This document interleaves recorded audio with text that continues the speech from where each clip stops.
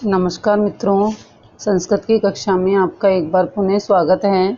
जैसा कि आपको पता है कि हम संस्कृत के अंतर्गत शिक्षण विधियों का अध्ययन कर रहे थे। शिक्षण विधियों में हमने लेखन, पठन इत्यादि विधियों का हमने अध्ययन किया, लेकिन अब हमारे पास में जो मुख्य रूप से जो विधियां वहाँ डायरेक्ट पूछी जाती हैं एग्जाम में, आज हम उनका अध्ययन कर रहे हैं। ये देखिए व्याकरण की शिक्षण विधियां हमारा टॉपिक है। ये देखिए व्याकरण की शिक्षण विधियां, ठीक है। आज से हम इन्हीं को विस्तार पूर्वक पढ़ेंगे। तो हमारी सबसे पहली जो विधि है व्याकरण के अंतर्गत वह है सूत्र विधि, ठीक है। वह क्या है? सूत्र विधि है। ये देखिए व्याकरण शिक्षण को रोचक एवं आकर्षक व सुग्राह्य बनाने के लिए विभिन्न विधियों का प्रयोग बहुत ही प्राचीन काल से किया जाता है। सर्वप्रथम सूत्र क्या है यह देखते हैं। अल्पाक्षर म संधम सारवतः विश्वतो मुखम अस्तादो भव मनः वंदः च सूत्रम सूत्र विदो विदुः। मतलब बहुत ही थोड़े शब्दों में हमको बिल्कुल सारयुक्त बात यदि हमें कह दी जाती है तो वह हमारी सूत्र विधि कहलाती है। देखो ये सूत्र 6 प्रकार के होते हैं। एक तो संज्ञा, च परिभाषा, च विधि निर्गम एवं च अतिदेश अधिकारश्च षड्विधि सूत्र लक्षणम। अर्थात ये विधि संस्कृत व्याकरण शिक्षण की प्राचीनतम विधि है। इस विधि को कंठस्थीकरण विधि भी कहते हैं। अब इस बात को अंडरलाइन कर लो कि इस विधि को हम क्या कहेंगे? कंठस्थीकरण विधि भी कहते हैं, ठीक है। इसको हम अच्छे से याद कर लेंगे। इसको हम क्या कहेंगे? कंठस्थीकरण विधि भी कहते हैं, क्योंकि इस विधि के अंतर्गत व्याकरण के नियमों का कंठस्थीकरण किया जाता है तथा इस कंठस्थ सूत्र के आधार पर भाषा का ज्ञान प्राप्त करते हैं तथा संधि ज्ञान के लिए शिक्षक छात्रों को संधि संबंधी सूत्रों से इको यणची इत्यादि सूत्र को रटाते हैं। तदंतर छात्र भाषा में संधियों का प्रयोग करते हैं। सूत्र विधि का कंठस्थीकरण और विधि की उपयोगिता देखिए, यह वर्तमान की कसौटी पर भी खरी उतरी है। मनोवैज्ञानिक भी इस बात को स्वीकार करते हैं कि विषय पर आधारित स्मृति के द्वारा ही यह बात प्रस्तुत और निर्गत स्पष्ट हो जाती है। अतः ये देखिए पुस्तकस्था तु विद्या हस्तगतम धनम कार्यकाले समुत्पन्नम न सा विद्या तद्धनम। अर्थात ये कहता है कि पुस्तक में स्थित, अभी क्या बोल रहा है देखिए, थोड़ा सा नेट की प्रॉब्लम के कारण इसमें स्पष्ट नहीं दिख रहा है, फिर भी मैं आपको बताती हूँ। अर्थात पुस्तक में स्थित विद्या व दूसरों के हाथ में लिया गया हुआ धन दोनों ही समय पड़ने पर काम नहीं आते हैं।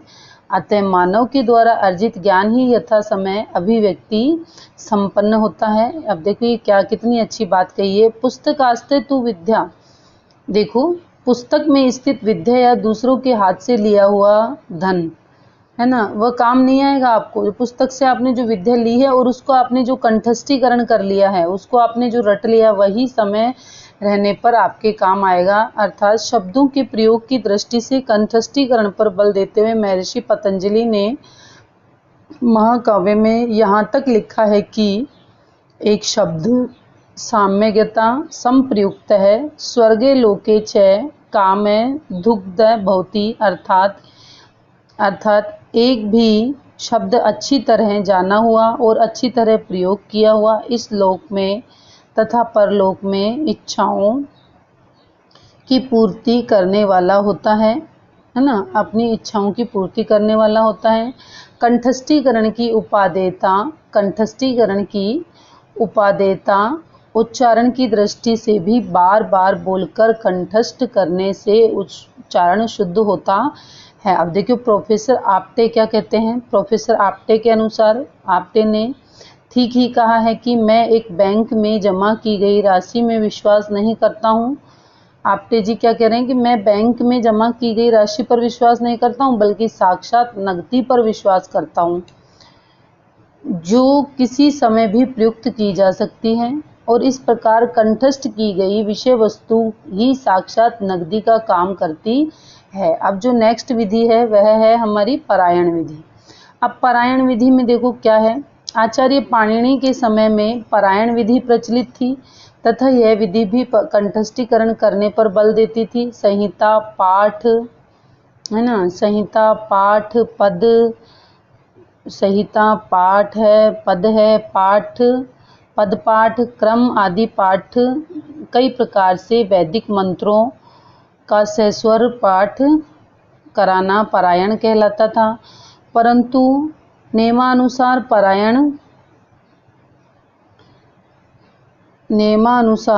परायण वाला छात्र परायणिक होता था और जो परायण करता था वो क्या कहलाता था, परायणिक कहलाता था। अब इसको आप अंडरलाइन कर सकते हो, ये देखिए यहीं अंडरलाइन कर लें इसको, है ना।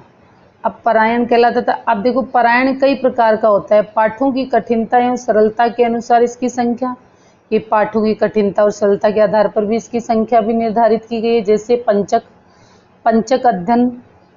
अध्ययन पाठ को 5 बार पढ़ना, 5 बार शब्दों को 5 बार कहना, और पंचरूपम अर्थात 5 रूप से 5 प्रकार से पढ़ना। इसी प्रकार सप्तक अष्टक नवम आदि बार भी परायण किया जाता था। और उच्चारण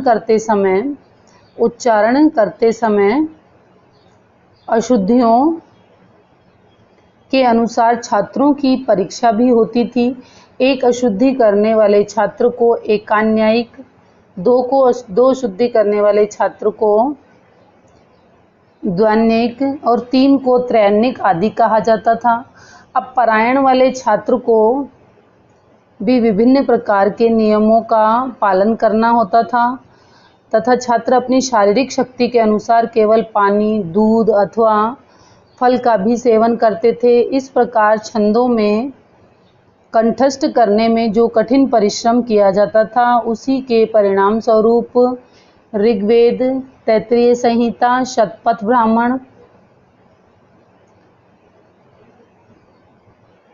ब्राह्मण जैसे महाग्रंथों को लोगों ने सस्वरम कंठस्थीकरण कर लिया, है ना। तो इस तरह से यह हमारी कौन सी विधि है, परायण विधि है। ठीक है, परायण विधि में क्या होते हैं, परायणों के माध्यम से जो नियम प्राप्त करते हैं। ठीक है, आचार्य पाणिनि के समय में बहुत ही प्रचलित विधि थी। ये विधि कंठस्थ करने पर बल देती थी। वो सूत्र विधि की जैसे परायण विधि है ना, इसमें संहिता पाठ वैदिक धर्म इत्यादि का उच्चारण किया जाता था। ठीक है ना। अब इसके अलावा अपन आगे चलते हैं। नेक्स्ट है अपनी अर्थ ज्ञान विधि। क्या है, अर्थ ज्ञान विधि। अब देखिए अर्थ ज्ञान विधि, कंठस्थीकरण ही पर्याप्त नहीं होता, अपितु किसी विषय को हम कंठस्थ करके उसके अर्थ का भी हमें ज्ञान होना आवश्यक है। उसके अर्थ का भी हमें क्या होना आवश्यक है, ज्ञान होना भी अत्यंत आवश्यक है। यही इस विधि का आशय है। जैसे कि निरुक्त में कहा गया है, निरुक्त एक ग्रंथ है, निरुक्त में कहा गया है स्थाणुरणम भारहार है किला अभूत है आदित्य वेदो यो न विजानार्थम यो अर्थज्ञ सकल भाद्रमशयते न कमेति ज्ञान विधुत पंपा।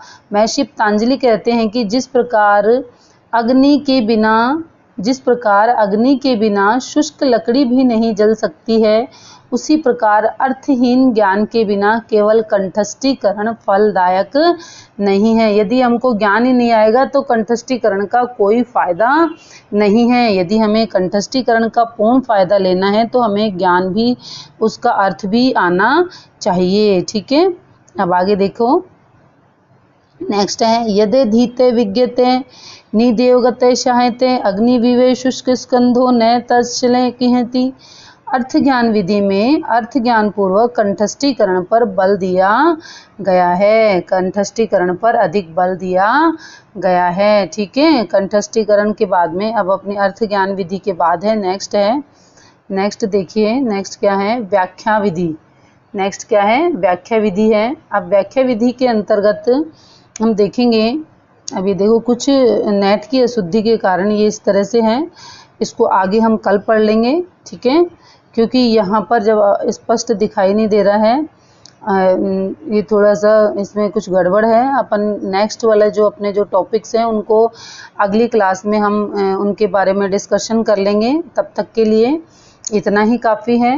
देखिए मित्रों, मैं आपको बार बार एक ही बात आपको फिर से कहूँगी कि अपने ध्येय को, लक्ष्य को बिल्कुल सादे रखिए कि हमको ये काम करना ही है। निश्चित रूप से अपन जीके वगैरह की क्लास भी लगाएंगे, बिल्कुल हाथ से लिखे हुए नोट्स मैं आपको दूंगी, आप उनको पढ़ें, है ना। और जो जैसे एसएसटी वाले जो स्टूडेंट्स हैं, जो कक्षा 6 से 8 तक में जिन्होंने एसएस सब्जेक्ट ले रखा है, उनके लिए भी मैं क्लास लगाऊंगी। तो आप मेरे चैनल को लाइक, शेयर एंड सब्सक्राइब करें, ज़्यादा से ज़्यादा बांटें इसे, है ना। क्योंकि देखो, मेहनत अपन केवल क्या कर सकते हैं, मेहनत कर सकते हैं, और इस मेहनत के बाद में यदि इसका अच्छा नतीजा अगर मिलता रहे तो ही अपन को आगे काम करने में मोटिवेशन मिलता है ना। लेकिन फिर भी मैं हमेशा आपको एक ही बात कहूँगी कि आप हमेशा पॉजिटिव रहें, बिल्कुल अपनी श्रद्धा के अकॉर्डिंग आप काम करें, और मन में एक ही विचार रखें कि मुझे सफल होना है, तो कोई भी ताकत दुनिया की आपको असफल नहीं कर सकती है, ठीक है। अब नेक्स्ट टॉपिक हम कल करते हैं। तब तक के लिए आप मेरे चैनल को लाइक, शेयर एंड सब्सक्राइब करें, अपने मित्रों के साथ बांटें। जय हिंद, जय भारत, नमस्कार।